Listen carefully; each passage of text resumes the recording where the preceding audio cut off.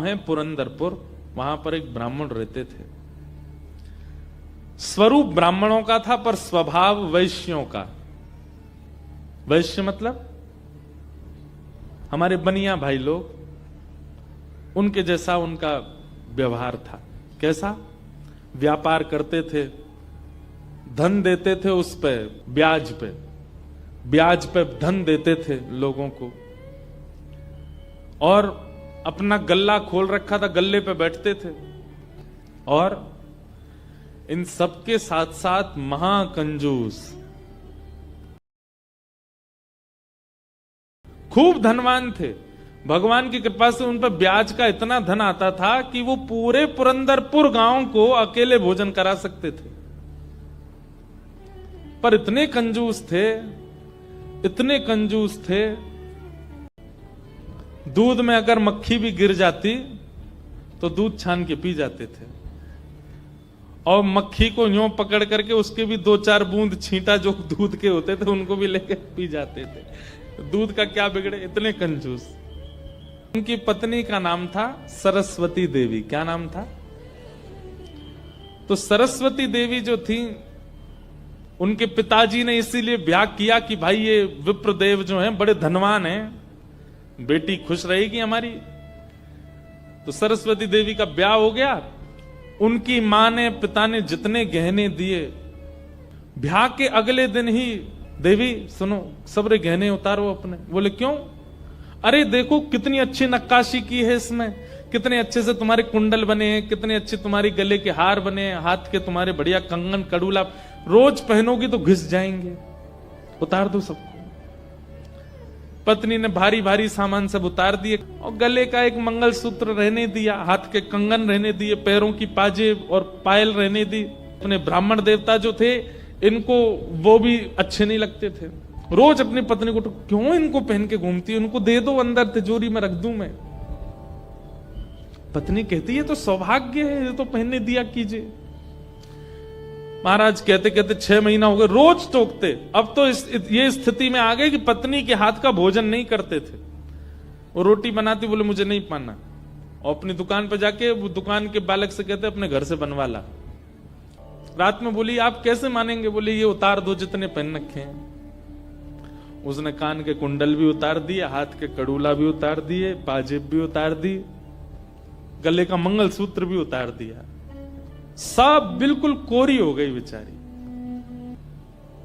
केवल नाक की एक नथ रहने दी उसने। बोले एक तो रहने दीजिए, कम से कम इससे पता तो चले कि मैं सौभाग्यवती हूं।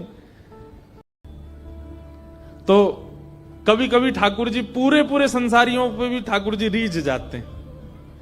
ठाकुर जी बोले भाई ये ब्राह्मण देवता बहुत अच्छा लग रहा हमको। बोले इतना कंजूस तो हमने कभी नहीं देखा, बहुत भयंकर कंजूस है। ठाकुर जी का मन आ गया उस पर। अच्छा, जो पत्नी थी ना सरस्वती देवी, वो बड़ी भक्ता थी। वो तो नाम जप भी करती थी, वो दर्शन करने के लिए भी जाती थी, लेकिन ये नहीं जाते थे उसके साथ। वो अपने माता पिता के मायके जब जाती थी, मायके वाले लेके जाते थे उसको दर्शन कराने। ये तो कभी नहीं लेके जाते थे, तो कंजूस थे। खर्चा होगा, कभी खर्चा ना हो मेरा। सोचो कितनी ऊंचे लेवल के कंजूस। तभी ठाकुर जी का मन आ गया इस पे, तो इसको देखूं मैं एक बार।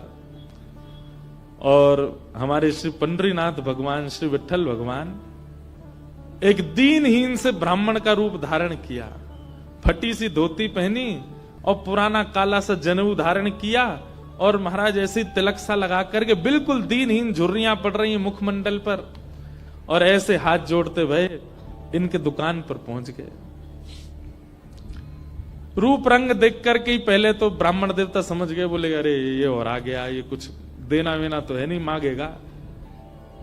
कहो तन पे नहीं लगता, चल दिए कलकत्ता, क्या करने आए हो?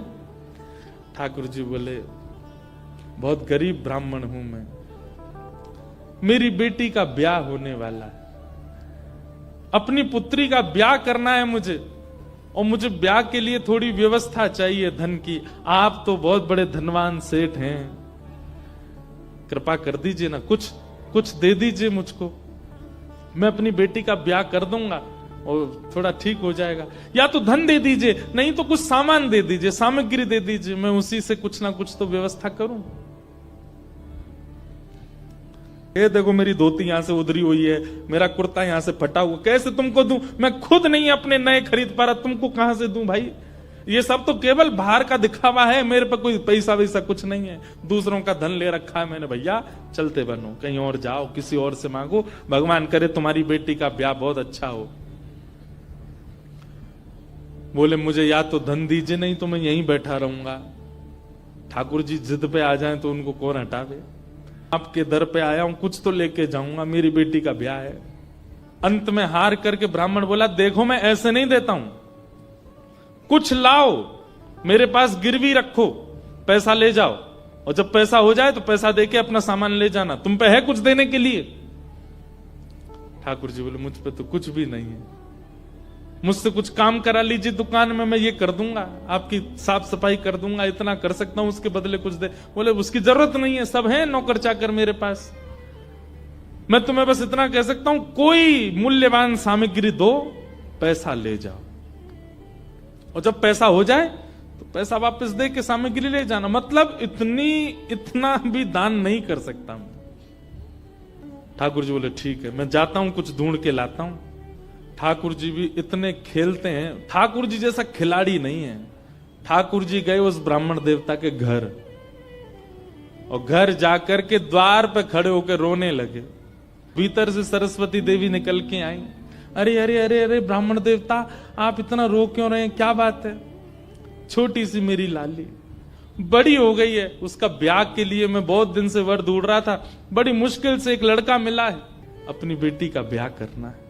बहुत जगह ठोकरें खा के मांगा मैंने, मुझे किसी ने सहायता नहीं दी, अंत में तुम्हारे द्वार आया हूं, यहां भी नहीं मिला, बेटी को क्या मुंह दिखाऊंगा, यहीं प्राण त्याग दूंगा, जहर मेरी जेब में ही रखा है। सरस्वती देवी तो बेचारी बड़ी भावुक, भक्त का इस स्वभाव है कि वो दूसरे की पीड़ा देख ही नहीं पाएगा, तब समझो वो भक्त है।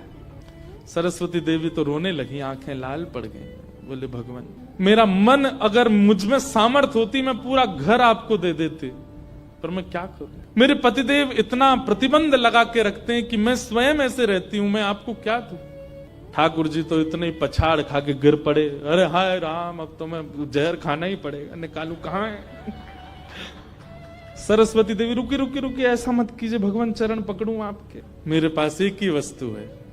और तुरंत अपनी नाक की जो कील थी वो निकाली, और निकाल करके बोले ये ले जाइए, इससे थोड़ा बहुत धन आपको मिल जाएगा, स्वर्ण की है, आप अपनी बेटी का ब्याह तो नहीं कर पाएंगे पर कुछ व्यवस्था तो हो जाएगी आपकी। ठाकुर जी तुरंत, जहर भी पता नहीं कहीं गिर गया था, बढ़िया तुमने दे दिया, अब मैं कुछ कर लूंगा व्यवस्था। ठाकुर जी वो कील उसकी नाक की ले ली और सीधे गए उस ब्राह्मण की दुकान पर। देखो कितने उद्यमी हैं ठाकुर जी, और उसके दुकान पर जाके सीधा ले ले, और इसके बदले अब ला पैसा दे मुझको, तू कह रहा था ना कुछ सामान दो, उसके बदले पैसा मिलेगा, ये ले सोने की कील नाक की, धर ले अपने पास, ला पैसा दे। ब्राह्मण देवता ने जैसी कील देखी, ये आपको कहां से मिली? बोले उससे तुझको क्या, तू तो पैसा दे। मुझे कहां से मिली इससे तेरे को मतलब नहीं होना है, तू पैसा दे मेरे को, मेरी बेटी का ब्याह है, और अब मैं तेरे से भीख नहीं मांग रहा हूं, चीज रख के गिरवी तब ले रहा हूं, ला दे। मिली कहां से? बोले तू मत सोच, मुझे पैसा दे।